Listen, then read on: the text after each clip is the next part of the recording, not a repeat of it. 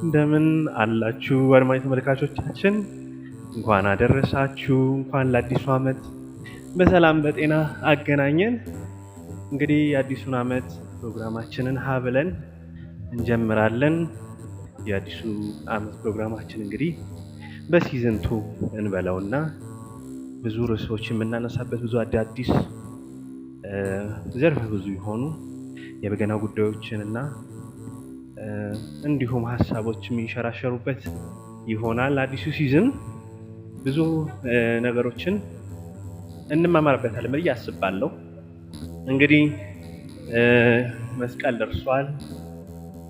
በገናና መስቀል ምን ያገናኛቸዋል? በተጨማሪ ሌሎችም ሀሳቦችን እያነሳን እንወያያለን ማለት ነው። የአዲሱ ዓመት እንግዲህ ብዙ መልካም የሆኑ እድሎችና መልካም የሆኑ የህይወታችን ጎዳና መንገዶች ጀመርበት ነው ብዬ አስባለሁ። እንግዲህ በሚቀጥለው ሮብ እንጀምራለን አዲሱን ሲዝን።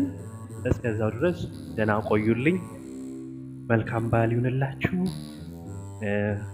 ሰላም ሁኑልኝ። አመሰግናለሁ።